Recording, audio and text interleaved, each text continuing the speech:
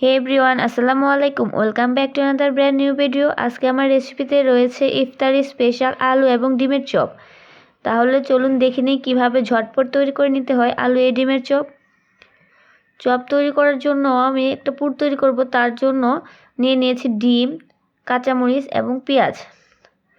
দিয়ে দেব সামান্য পরিমাণ লবণ। তারপর ভালো করে সব কিছু মাখিয়ে নেব।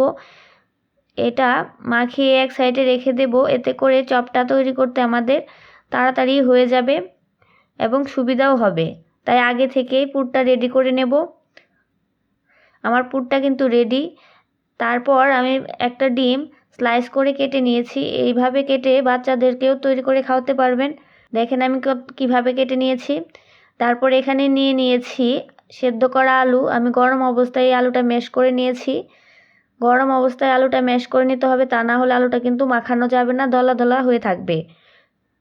তারপর এর মধ্যে দিয়ে দেবো হাফ চামচ লবণ, হাফ চামচ হলুদ গুঁড়া, হাফ চামচ লাল মরিচ গুঁড়া, হাফ চামচ ধনিয়া গুঁড়া। তারপর দিয়ে দেব কিছু বাটা মশলা, দিয়ে দেব হাফ চামচ পেঁয়াজ বাটা, হাফ চামচ রসুন বাটা, হাফ চামচ আদা বাটা এবং হাফ চামচ জিরা বাটা। তারপর সব মশলাগুলো ভালো করে আলুর সাথে মাখিয়ে নেব। আপনারা শুধু গুঁড়া মশলাটাও ইউজ করতে পারেন, বাটা মশলা না দিলেও হবে। বাট আমার কাছে বাটা মশলাটা দিলে চপটা খেতে ভালো লাগে, তাই বাটা মশলাগুলো ইউজ করেছি। ভালো করে আলুর সাথে মাখিয়ে নিতে হবে। আমার মাখানো হয়ে গেছে। আমি সামান্য পরিমাণ সয়াবিন তেল নিয়ে নিয়েছি। তেলটা হাতে একটু মাখিয়ে নেব। তারপর ম্যাশ করা আলুটা হাতে নিয়ে নেব।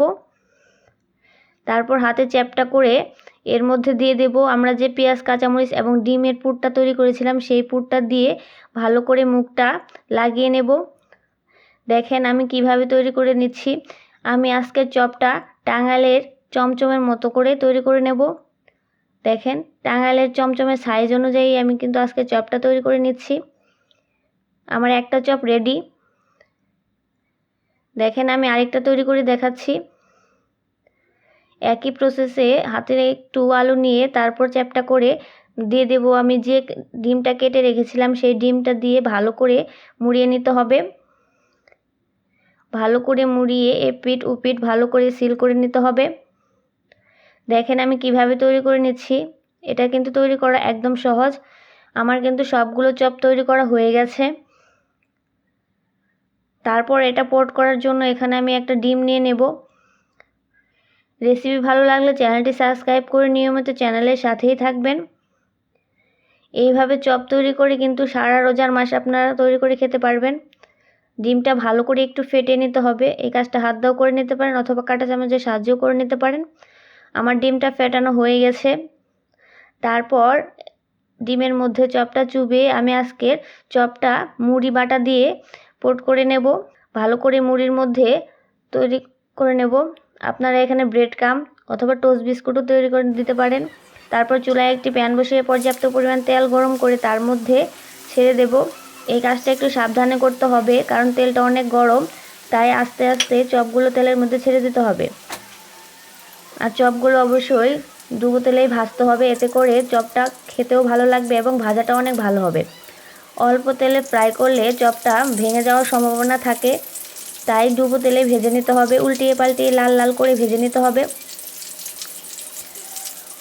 আমার ভাজা হয়ে গেছে। দেখেন আমি একটা একটা তেল ঝরিয়ে উঠিয়ে নেব।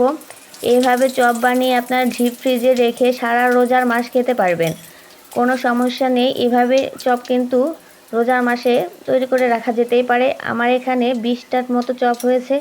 আমি কিন্তু ভেজেছি 6টা আর সবটি ডিপ ফ্রিজে রেখে দিয়েছি।